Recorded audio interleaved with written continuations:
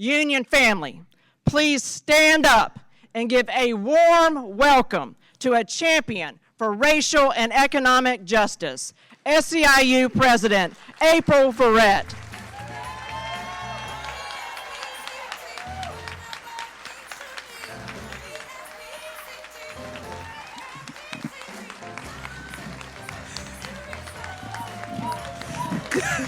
Good, sit down. Y'all making me nervous.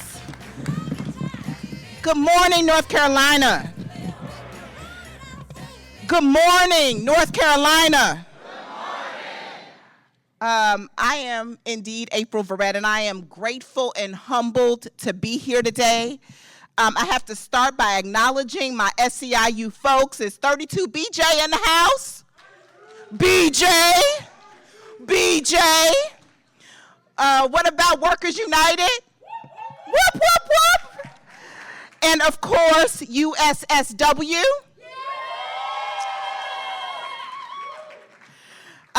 Always proud to be with and for the 2 million members of SEIU. And I'm grateful to be here in this room with movement builders, with truth tellers, with the disruptors that are needed in this moment, the folks who organize not for glory, but because we know that working people deserve better, don't we? And before I go on, I have to talk to Mary B. McMillan. Today marks this is your last and final convention as president of the North Carolina AFL-CIO. Mary B., I'm gonna take this off. Mary, can you all hear me? Because I got a little squeaky voice and we don't need me screeching. Mary B., you have carried this state AFL-CIO with courage, with clarity, and with purpose. And after 20 years, you get to move on to your next chapter. But it's not without your groundbreaking leadership that you have built a legacy that we will carry forward every single day. Mary B., you have proven what we know deep in our bones, that the future of the labor movement doesn't just pass through the South, it is being built right here. And I want to say one other thing about, the South. I just want to be clear, because there's a whole lot of folks talking and throwing money around about what needs to happen in the South. Carpetbaggers from up north like me want to come down here and tell y'all what y'all need and what y'all should do with your power. But what I want you all to know is that the power built in North Carolina needs to start with workers. It needs to center workers. Worker power will beget political power. It does not happen the other way around. Stand firm, stand strong, and do what you know you need to do. And we're going to take their money, right? We're going to take their money, but it has to be in your vision and in your way, all right? Don't forget that. I wanted to be here with all of you today because the truth is that we are standing at a crossroads. I'm not telling you anything that you don't already know. A moment where opportunity and crisis are colliding. Working families are under attack like we've never seen before. CEOs, they've always been rigging the rules, but this, and I'm gonna try not to cuss, like it's real crazy right now in the streets. The rigging of the rules and the way corporate power is growing every single day. MAGA bullies are they are dividing us by race, by class, by zip code, by who we love and by how we pray. The very democracy that this country was supposedly built on is itself hanging by a thread. Yet there is hope. I have hope. Because I know we were not just built for this moment, we were forged for this moment. North Carolina AFL-CIO, we are the descendants of organizers, of freedom fighters, of dreamers who refuse to back down. So when it comes to a fight for our economy and for our democracy, we don't flinch, we don't fold. We gotta fight. We have to fight for wages that let parents tuck their children in at night without worrying about rent and dinner. We have to fight for health care that doesn't disappear when the job goes away. We have to fight for every single worker, whether you are black, whether you are brown, whether you are white, whether you are something in between, whether you are documented or not. We have the right to organize. We have the right to strike. We have the right to bargain, and we have the right to win.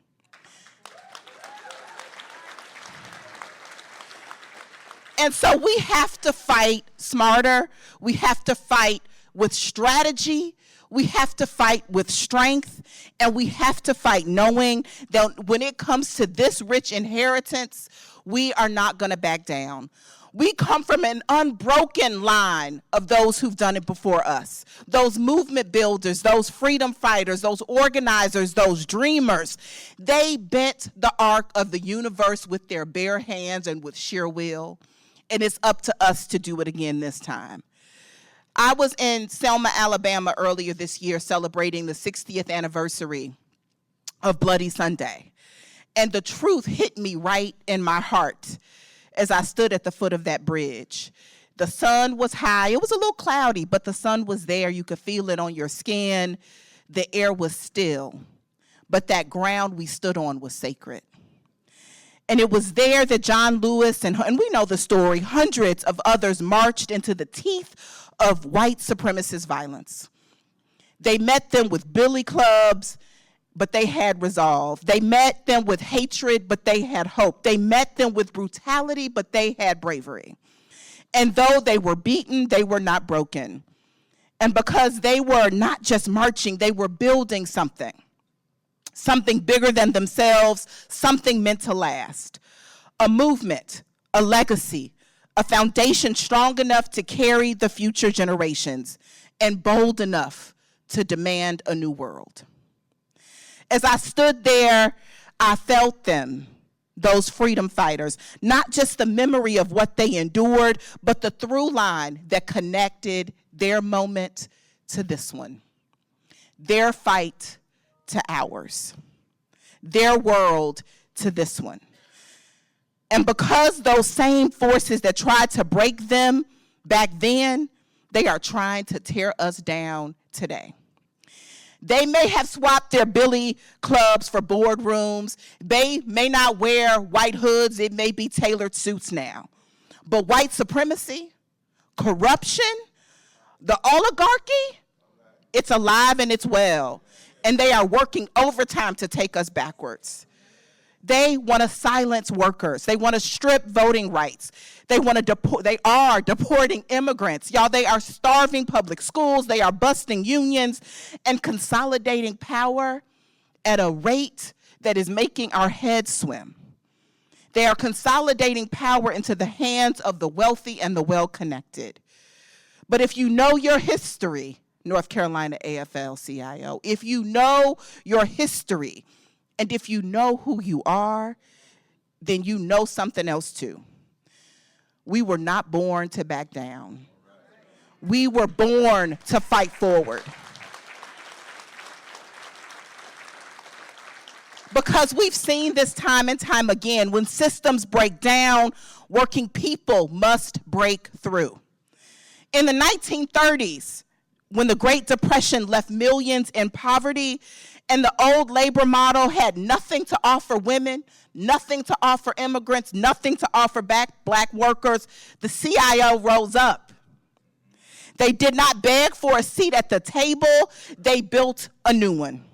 They organized entire industries. They demanded and won Social Security. They demanded and won a minimum wage and unemployment insurance. They forced the country to face the truth. An injury to one is an injury to all, right? And it happened again decades later in the 1990s. Immigrant janitors in Los Angeles, they were being exploited because of their status, because of their race. Poverty wages, no health care, no union. But they did not wait for permission. They took their fights to the streets. Their blood was shed in the streets of Century City. Justice for janitors was born and became a movement. marches, hunger strikes, civil disobedience. They won contracts, dignity, and a whole new world and a model for organizing, didn't they, 32BJ? And right here in North Carolina, workers from across the service sector, fast food, retail, healthcare, and more are taking action and raising eyebrows. They are making demands of employers like Duke and Waffle House and Dollar General. They are building bridges across race and industry and age, partnering with Amazon workers. USSW is refusing to take no for an answer or follow the rules.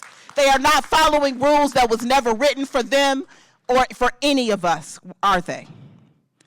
And quite frankly, we know what the playbook is, and USSW is ripping it up and throwing it out. Their demands are creating a vision for a world as it should be, so that none of us have to settle for what is. They are following in the tradition of our ancestors, who only had their radical imaginations. Enslaved people who didn't know what freedom was, but they could imagine what it must be like, and they followed the North Star until they found it.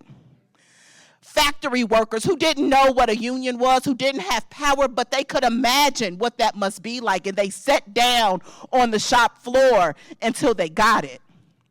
Immigrants who didn't know what a life of prosperity must feel like, but they could use their imaginations and risk it all to cross the desert to come and find it. Radical imagination, when you don't know what's on the other side, but you know you gotta go and find it. Radical imagination, North Carolina, is what we need now. We don't know what it's gonna be like on the other side of this fight, but we know it gotta be better than what's here today. So we gotta be willing to risk it all to go and find it.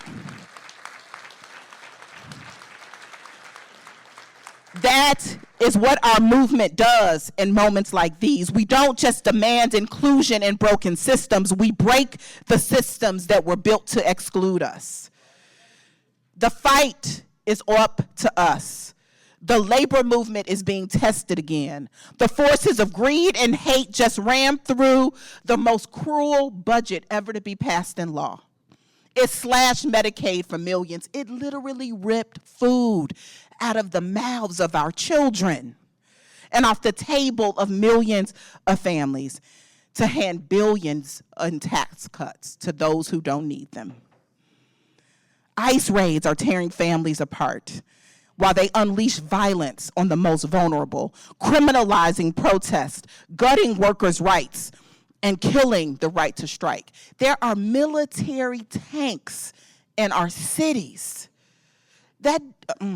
He declared war on my hometown. His language was clear. That's not a dog whistle, that is a bullhorn. Y'all, we gotta be crystal clear. This isn't just about policy. It's cruelty being used as strategy. It's class warfare, it is racism, and it is bigotry.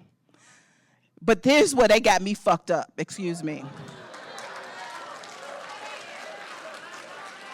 I tried to hold it in. I tried. But here's where they have me messed up. Here's where they have us messed up.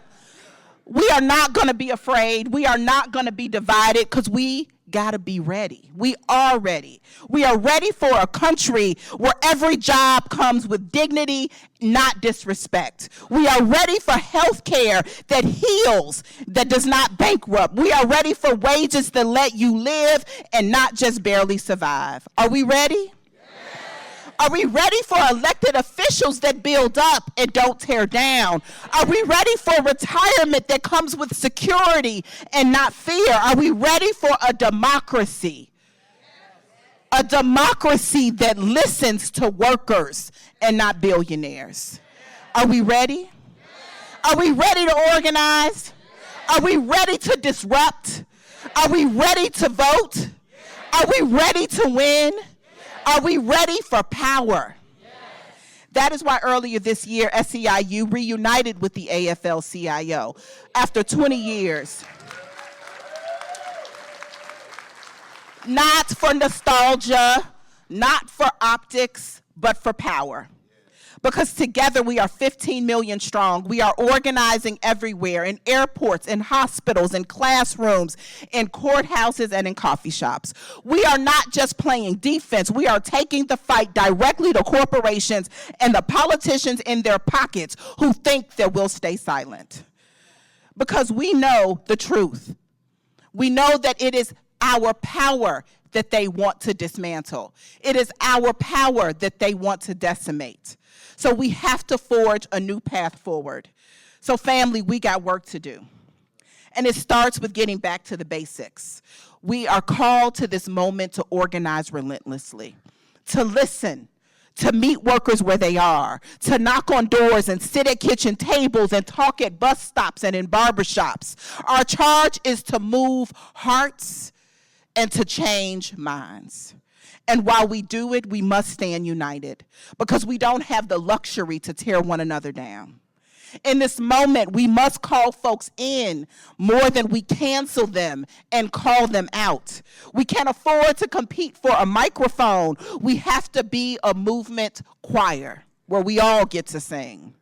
Our enemies are organized. Our enemies are well-funded. Our enemies are playing for keep.